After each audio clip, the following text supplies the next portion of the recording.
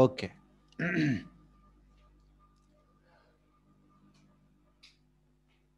Pair of linear equations in 2 variables. మనం last క్లాస్లో pair of linear equation గురించి దాన్ని ఎలా డిఫైన్ చేయాలి, కొన్ని ఎగ్జాంపుల్స్ ద్వారా అవి ఎలా సాల్వ్ చేయొచ్చు, ఆ పేర్ ఆఫ్ లీనియర్ ఈక్వేషన్స్ ఎందుకు తీసుకుంటున్నాం, ఎలా సాల్వ్ చేసాము అన్న దాని గురించి ఇంట్రడక్షన్ ఇచ్చాను. నెక్స్ట్ మనము లీనియర్ ఈక్వేషన్స్ని ఎలా డిఫైన్ చేస్తామో కూడా చెప్పాను. ఇక్కడైనా ఒక్కసారి లీనియర్ ఈక్వేషన్ డెఫినేషన్ ఒకసారి రాస్తున్నాను. ఇక్కడ AX plus BY plus C is equal to 0 అనేది లీనియర్ ఈక్వేషన్ని ఇలా డిఫైన్ చేస్తామని కూడా మనం తెలుసుకున్నాం. కానీ ఇక్కడ మనం అబ్జర్వ్ చేస్తే మనం పెయిర్ ఆఫ్ లీనియర్ ఈక్వేషన్స్ గురించి డిస్కస్ చేసినప్పుడు మరి రెండు లీనియర్ ఈక్వేషన్స్ని మనం ఎలాగా డిఫైన్ చేయాలి, అది ఫస్ట్ క్వశ్చన్. దానికి మనం టెక్స్ట్ బుక్లో మనం పెయిర్ ఆఫ్ లీనియర్ ఈక్వేషన్స్ని ఇలా డిఫైన్ చేస్తారు. ఎలా అంటే a1x plus b1y plus c1 is equal to 0, ఇదొక లైను. అలాగే ఇంకొక line a2x plus b2y plus c2 is equal to 0 తోటి రిప్రజెంట్ చేస్తాం. మనం ఈ రెండు పేర్ ఆఫ్ లీనియర్ ఈక్వేషన్స్కి 3 కేసెస్లో కోఆర్డినేట్ ప్లేన్లో కనపడతాయి. 3 కేసెస్ అంటే ఇది ఒక ఎగ్జాంపుల్ మాత్రమే, మనం ఊహించుకోవాలి.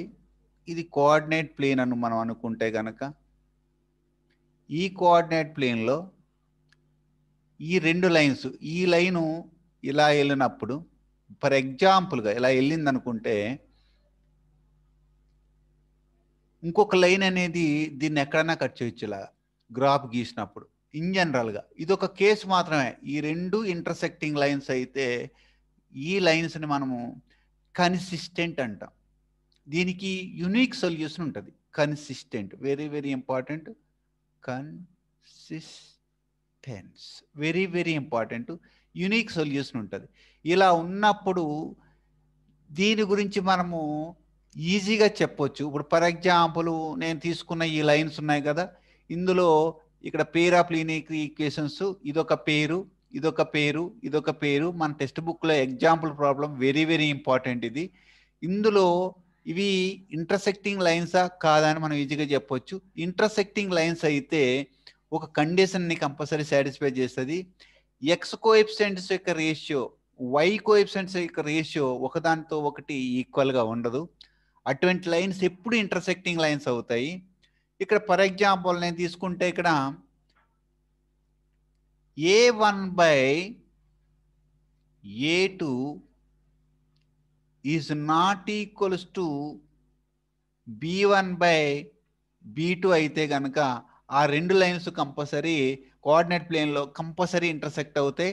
దానికి ఒక యునిక్ సొల్యూషన్ మాత్రమే ఉంటుంది. ఇది వెరీ వెరీ ఇంపార్టెంట్. దీని మీద మన క్వశ్చన్ ఇలా ఉంటుంది ఎప్పుడు. బై కంపేరింగ్, ఇక్కడ మీరు కరెక్ట్గా అబ్జర్వ్ చేస్తే by comparing the ratios a1/a2, b1/b2 and c1/c2, find whether the lines represents by the following pairs of linear equation intersecting lines, parallel lines or consistent. ఏదన్నా జరగవచ్చు. నేను ఇప్పుడు డిస్కస్ చేసేది ఓన్లీ ఇంటర్సెక్టింగ్ లైన్స్. దీన్ని consistent అని కూడా అంటామని కూడా చెప్పాను నేను. ఇప్పుడు ఫర్ ఎగ్జాంపుల్ ఈ రెండు లైన్స్ మనం తీసుకుంటే, అంటే ఇక్కడ మనం తీసుకున్న లైన్స్ ఫస్ట్దేమో 5x minus 4y plus 8 is equals to 0. ఇంకొక లైన్, ఇది లైన్ నేను దీంతో కంపేర్ చేస్తాను, a1x plus b1y plus c1 is equal to 0తో కంపేర్ చేస్తే నా a1 డైరెక్ట్గా 5 అవుతుంది, నా a2 డైరెక్ట్గా నా b1 డైరెక్ట్గా ఈజ్ ఈక్వల్స్ టు -4 అవుతుంది. అలాగే నా C1 డైరెక్ట్గా 8కి ఈక్వల్గా ఉంటుంది. Now coming to the second linear equation, ఇది దీన్ని L2 అంటారని చెప్పాను. దీన్ని సింపుల్గా ఇది A2, ఇది B2, ఇది C2 అవుతుంది. అది నేను ఇక్కడ రాస్తాను నీట్గా నీకు.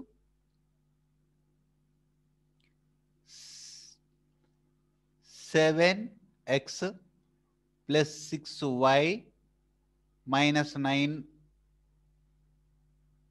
1 minute. Eraser. Just a minute. Okay, మనం మళ్ళీ డ్రాలోకి వెళ్ళి okay.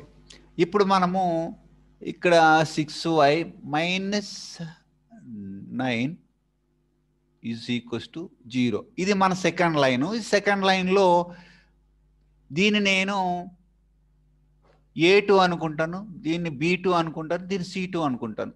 So first I would like to write A2. A2 is equals to clearly 7.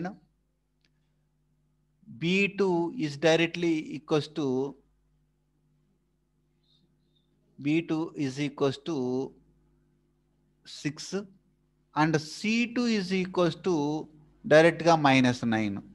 ఇక్కడ నేను చెప్పాను ఇవి కన్సిస్టెంట్ అవ్వాలంటే A1/A2 is not equals to B1/B2 అయితే అటు కన్సిస్టెంట్ అంటారు. ఇక్కడ A1/A2 తీసుకుంటే A1/A2 తీసుకుంటే నాకు డైరెక్ట్గా ఏమొచ్చిందంటే 5/7. ఓకే, ఇక్కడ next B1 by okay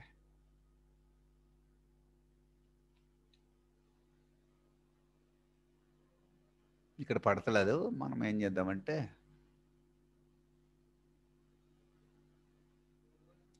okay, A1/A2 is equals to ఎంత వచ్చింది? 5/7.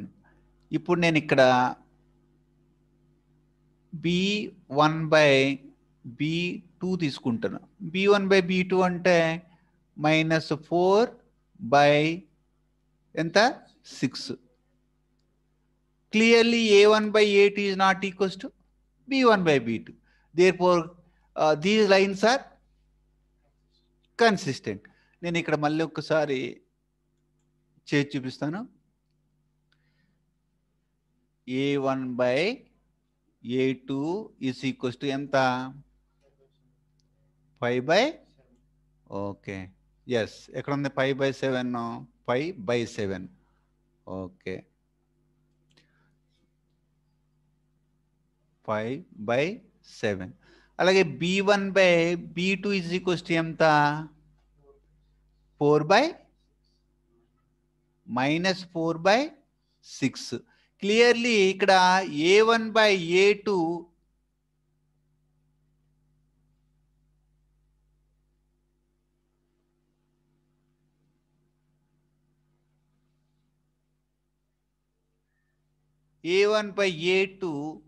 is not equals to B1/B2. Therefore you should write given lines are consistent and there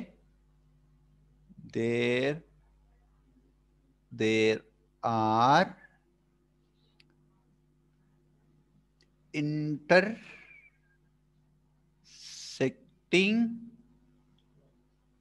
intersecting lines. Am I clear?